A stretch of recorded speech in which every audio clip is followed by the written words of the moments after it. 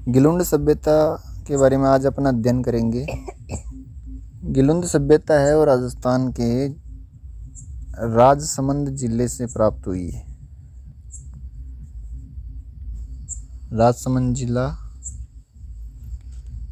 इसके अलावा देखो दोस्तों, गिलुंद सभ्यता आहड़ सभ्यता से संबंधित एक ताम्र पाषाण युगीन स्थल है। इसके खोजकर्ता और उत्खननकर्ता थे बीबी लाल, ब्रजवासी लाल, और 1957 से 58 में इसकी खुदाई का कार्य, उत्खनन का कार्य किया गया था। गिलुंद सभ्यता के बाद में अपनी जो सभ्यता आती है वो है धोलीमगरा या धोलावीरा भी बोल सकते हैं। ये उदयपुर जिले में है। आयड़ सभ्यता का नवीनतम स्थल है। ये आहड़ सभ्यता का जो सबसे नया स्थल है वो है धोलीमगरा। अगली सभ्यता है दोस्तों गणेश्वर सभ्यता। गणेश्वर सभ्यता सीकर जिले के नीमका थाना तहसील में पड़ती है और यह सभ्यता कांतली नदी के किनारे विकसित हुई थी। 2800 ईसा पूर्व इसका समय माना जाता है तथा ये ताम्र पाषाणकालीन या ताम्र पाषाण युगीन सभ्यता की जननी कही जाती है। तांबे का प्रयोग सबसे ज़्यादा इसी सभ्यता में मिला है। इसके जो खोजकर्ता थे वो थे R.C. अग्रवाल, रतन चंद्र अग्रवाल। 1977 में उन्होंने इसकी खोज की थी। इस सभ्यता की जो विशेषताएं हैं कि यहाँ से एक तो मछली पकड़ने का कांटा प्राप्त हुआ है और तांबे से निर्मित कुल्हाड़ी। इसके अलावा शुद्ध तांबे से निर्मित तीर, भाले, तलवार, बर्तन, आभूषण और सुइयाँ मिली है। ये थी अपनी गणेश्वर सभ्यता। अगली सभ्यता की बात करें तो अगली सभ्यता है अपनी दोस्तों बेराट सभ्यता। बेराट है वो जयपुर जिले में पड़ती है दोस्तों। बेराट सभ्यता जयपुर जिले में है और जयपुर जिले में जो बाणगंगा नदी है उसके किनारे ये सभ्यता मिली है। और ये कहा जाता है कि बाणगंगा जो नदी है उसको जो महाभारत के टाइम पे है, जब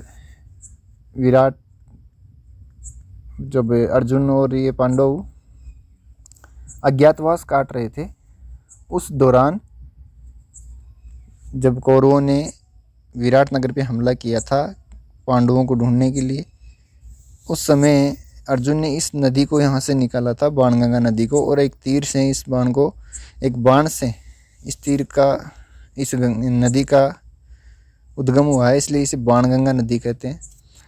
इसका समय है वो 600 ईसा पूर्व से 1 ईस्वी तक माना जाता है। 600 ईसा पूर्व से 1 ईस्वी तक ये बहुत सबसे प्राचीन सभ्यताओं में से एक लगती है। इसके अलावा यह लोह युगीन सभ्यता थी। इस सभ्यता के लोग लोहे से परिचित हो चुके थे और इसके उत्कृष्ट खोज करता है वो 1935 से 36 में दयाराम साहनी ने की थी और इसका उत्खनन का कार्य भी दयाराम साहनी ने ही करवाया था। इसके प्रमुख स्थल है वो है बीजक की पहाड़ी, भीम की डूंगरी और महादेव जी की डूंगरी। ये बेराट सभ्यता के प्रमुख स्थल है।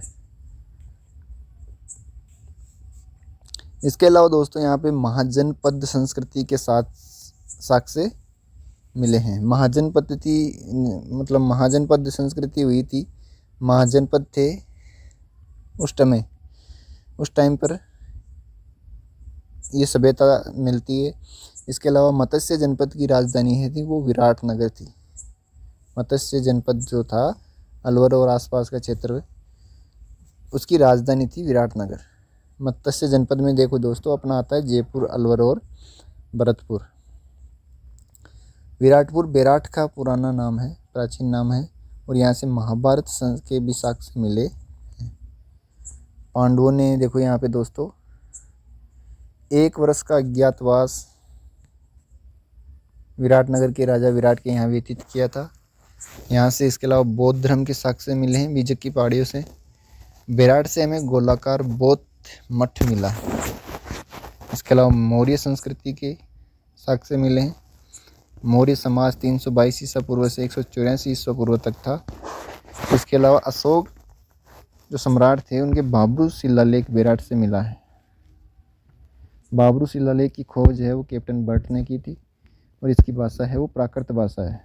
बौद्ध धर्म जिस भाषा में सर्वाधिक प्रचलित हुआ था वो प्राकृत भाषा में ही हुआ था। इसके अलावा दोस्तों एक थोड़ा सा मैं बता दूं कि जैन धर्म है वो पाली भाषा में हुआ है और प्राकृत भाषा में है वो बौद्ध धर्म के जो प्रचार प्रसार हुआ है वो प्राकृत भाषा में हुआ है। इसकी जो लिपि थी वो ब्राह्मणी या ब्रह्मी लिपि भी जिसको बोलते हैं थी। वर्तमान में भाब्रू शिलालेख है उसको कोलकाता संग्रहालय में रखाया गया है, वहीं संग्रहालय में सुरक्षित है। हिंद और यूनानी संस्कृति के साक्ष्य विराट सभ्यता से मिलते हैं।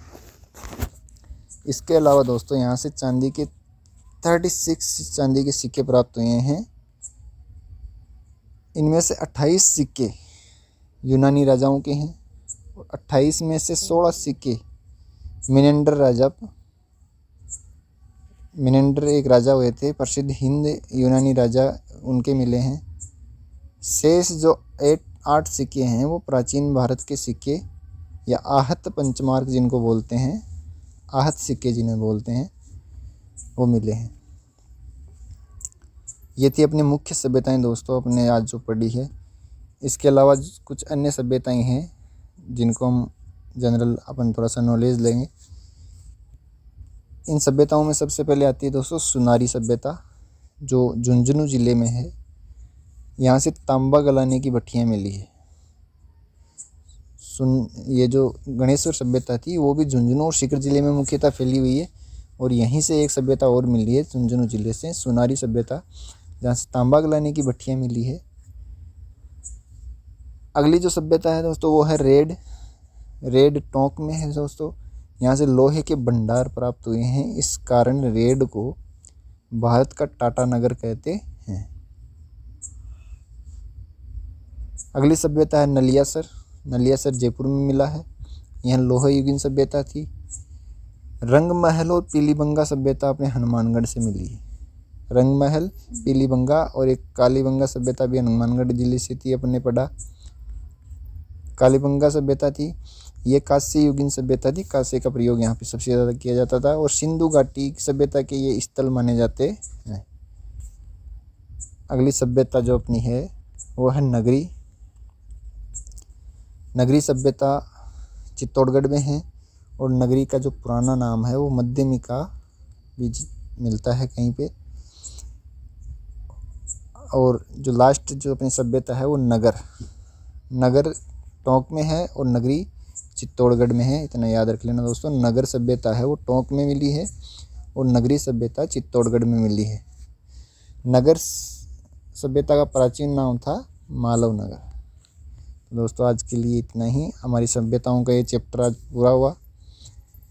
अब अपन जो राजस्थान के राजा महाराजा है उनका इतिहास एक एक का टॉपिक वाइज पढ़ेंगे। तब तक के लिए धन्यवाद। जय हिंद, जय भारत।